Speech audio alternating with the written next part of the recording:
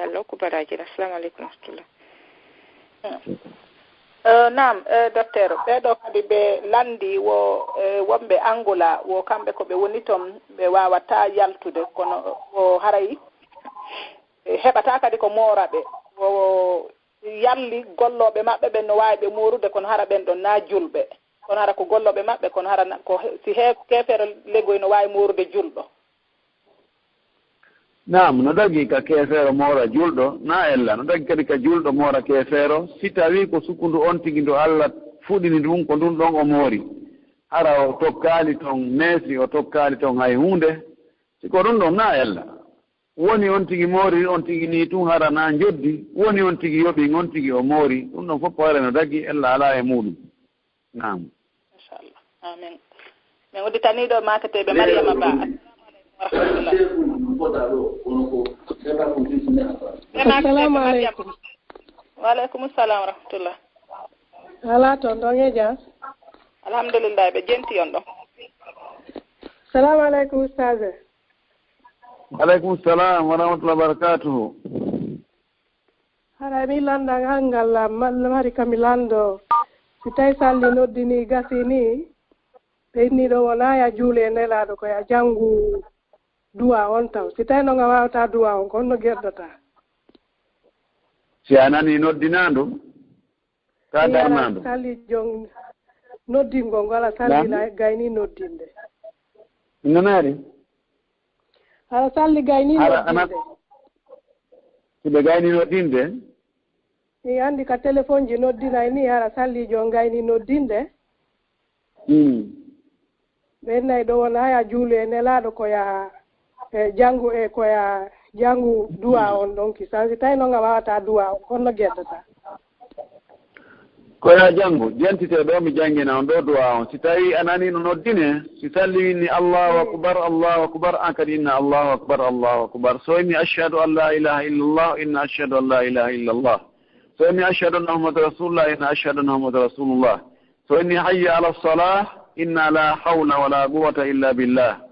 so inni hayya ala al-falah inna la hawla wala quwwata illa billah so inni Allahu akbar inna kad Allahu akbar so inni la ilaha illa Allah inna kad la ilaha illa Allah do no moƴƴi inna Allahumma salli ala Muhammadin wa ala ali Muhammadin kama sallaita ala Ibrahim wa ala ali Ibrahim wa barik ala Muhammadin wa ala ali Muhammadin kama barakta ala Ibrahim wa ala ali Ibrahim fil alamin innaka Hamidum Majid.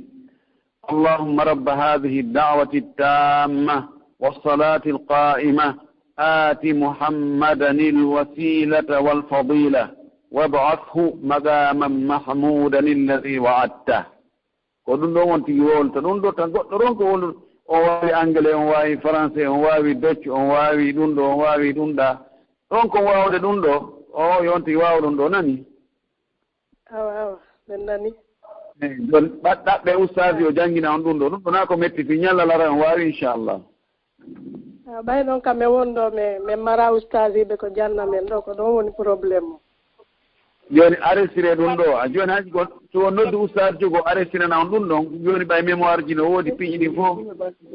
joni haasi ko bañan technologie ɗo nodduɗon ɓe buganto on ɗum ɗon ara no arrestira ɗon janggo yo heɗo ɗon ɗon on waway ɗum na ko mettifi ka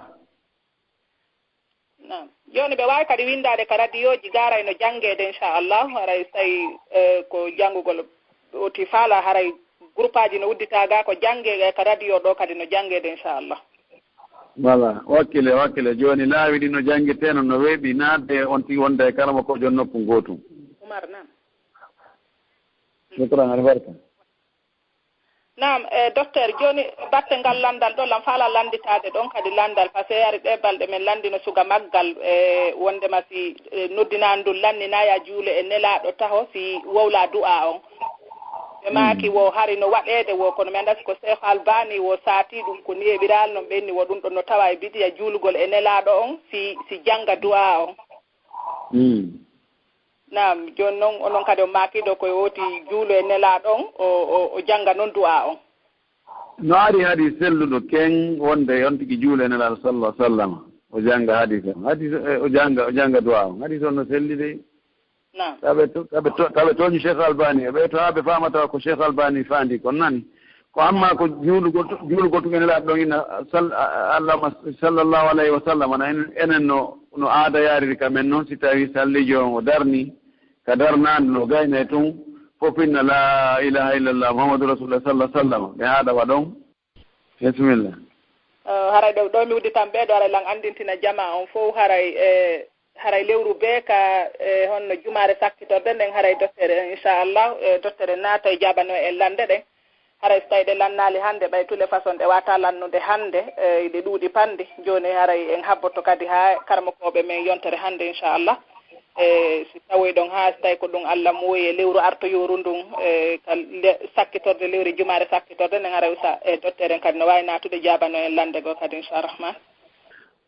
mo ari tawi jamaɗo juulude o tawi sappuji ɗin fof heewi o heɓaali kaw mo daroda o bakondira o juula dagaki ka o habbira o tawta ɓe ɗon ɓe juula few nelarno maaki sallllahu alayhi wa sallam la salata li munfaridin halfa saffi nelaɗo maaki weddiɗo kañum tun e saffuwol ɓaawol kañum tun o juuli haray o mara julde ñande goo sahabajo nelaɗo sahi goo o wanno ɗum o juuli kanko tun feere nela sallah sallama ɓay anndi ɗum laaɗo maaki zadaka allahu hirsan wala taud yo allahu ɓeydu yiɗingol ma julde jama nden rerɗingol ma e julde jama nden kono ta fillito mana ta fillito juulugol an tun feere ka saffuwol si on tigi heeɓi tawtowomo bisimilla so heɓali tawtomo yo accu ɗon haa ɓe salmina kanko tun o juula so heɓi goɗɗo goo bakondirɗo e makko alhamdulillah sina ɗum o heɓugol julde makko sellude kanko tun feere hara o heɓali baraji julde jama kono julde makko nden selli no ɓuri o ɗaɓɓugol julde jama nden tawa julde makko nden e hoore makko kanko nde sellali paynlaɗo maki o mara julde na yo juulu kanko tun ka sappuwol ɓawol few nam Musa Sayra non jaaraama fi albarka barakallahu fik nam docteur ɓeɗo kadi ɓe maaki wondema so tawi hara moodi ma fodima goɗɗum hara o hunnata ko fodi kon wokon ɗum woni ñaawore worɓe fodayɓe ɓen hara ɓe hunnata ko on ɗon ñaawore rewɓe fodayɓe ɓen kan hara ɓe hunnata ko worɓen to fodata hara hunnata la ilaha illallah o anndi mbi fuɗɗaɗo fof koye hoore worɓe wona yanede ɗo fof ko worɓen no waɗi moodi an no waɗinmi ɗum ɗo moodi an no waɗinmi ɗum ɗo ɓen gon no waɗinmi ɗum ɗo kan alaa toon almuhimmu julɗo o haana fodugol o ronka hunnude ko o fodi kon Allah subahanahu wa taala no wii wa awfu bil ahdi inna al ahda kana mas'ula hunne aadiji ko aadoto ɗon kon hunne ko fodu ɗon ko sabuna fodor nden ko landitetede Allah landitoytoma ko honɗum fodannoɗa ɓeygu ma ronkuɗa wadde ma ko honɗum fodannoɗa moodi ma ronkuɗa wadde gorko fodowo ɓeygu muɗum ronka hunnude o waɗay ha ɓeygu makko hutomo o waɗay kadi ha anduɓe wonde o foday o hunnata ɓen fopp hutomo sabuna neɗɗo alamo o foti e hunnande fodore nden ɓa hunnangol Allah subahanahu wa taala aadi kon ti ƴettide Allah kon e hunnangol yumma mum e ɓe muɗum ala handuɗo e hunnanede aadi hewti ɓeygure aaden nden ko ɗum waɗi ko neɗɗo ɓuri haanude moƴƴade e muɗum moƴƴo jikku moƴƴa huwodiral wela fii wela naɓudude ko ɓeygure makko nden nelaɗo men sallah sallam maaki khayrukum li ahlihi wa ana khayrukum li ahli laaɗo maaki ko ɓuri moƴƴude e mon onon fopp yimɓe ɓen ko ɓurɗo moƴƴaade e ɓeygure mum nden nelaaɗo maaki ko min noon ɓuri moƴƴaade e ɓeygure an nden ko ruwati ko min ɓuri on moƴƴude idan no jeyaa e moƴƴagol e ɓeygure mum nden hunnugol fodore ko fodi ɓe kon sina hara ronki few ɓay wonde aɗen no eɓɓa hunde Allah salolaato kono ara yimɓe ɓe ara e ɓeygu makko yiyay tun annda ɗum ɗo moodi ko way feere ala na moodi ɗo mi fela on sabuna ko woɗon mi fodude kon fof ɗon woyi hunnude e ngal ɗo ko hay hunnomiɗo anndi ko o ella ɗo ko o ella ɗo ɗum haray nganto no jaɓini kono sina ɗum salagol ɗum wowla tun fewndo ka weli ɗon awa mi waɗante hunde kaari tawa no anndi eɓɓa waɗugol ɗum ɗo ko jamfa ɗum ɗo ko tooñe ɗum ɗo wonaa ko haani wota gorko waɗ ɗum ɓeygu muɗum wota waɗ ɗum hay e julɓe ɓen hay gooto wota waɗ ɗum hay ɓe wonaa julɓe ɓen wota sonnaajo kadi waɗa ɗum ɓeygu muɗum taw mo jikkinoo ɗum fodugol hunde tawa hunnata laaɗo allah subahana taala no tentinani en wonde neɗɗo on so fodi yo hunnu nelaaɗo no maaki wonde no jeya e maandeeji ko neɗɗo andirte wonde ko e naafiqiiɓe ɓen o jeya wa ida wa'ada ahlafa si o fodii o lundoto fodoore nden o hunnata o ƴettay engagement o inna mi waɗay o saloo waɗde harale ko salaare o ronki waɗirde laaɗo maaki so on faalaama yiide naafiqiijo so on yii oɗo jogeemo haa satta ken en torki allah yo allah o dande en ɗum amin nam docteur jooni haray min anndi ɓayila bimbe aray ɗon ka darsuuji inchallah hara min accita on ɗo hannde heɓon no seenoroyon kadi e lewlaroyohoru ndu inchallah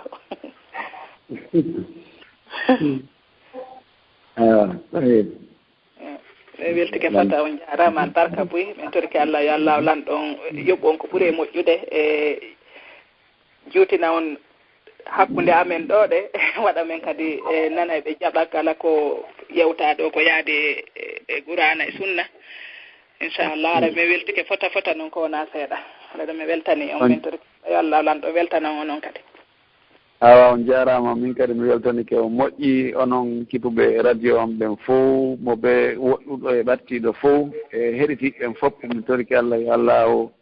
huuren en fof ko yiɗi o yarli yo taw hara kadi ko wowlaɗo ko fof hara ko haqiqa ko yiɗi o yarli ko hara ko sabu makko kadi wowlira yo allah o nafiri heeɗiɓen fof wonɓe gaaniga e wonɓe gaɗatoɓen fof ko en gooto hara meɗen weltano meɗen jarni on yo allah waɗude golle ko wonnon e wadde ɗo ko fof ka peesirde mawɗon moƴƴe o longina karama koɓen konnguɗi wonduɗi e goonga wonduɗi e ƴiyal wonduɗi e dalil hara ko mahiɗi e sunnallah sallllahu alayhi wa sallam si ɓe falji kadi yo allah holluɓe wonde ɓe falji ɓe yilto e faljere nden o yaafoɓe faljere nden awa nan wonɓe e nande ɓen kadi yo allah arsukuɓe gollitirgo ko ɓe nani kon hara mi weltike on jarama ko en gooto hara en laawol goo kadi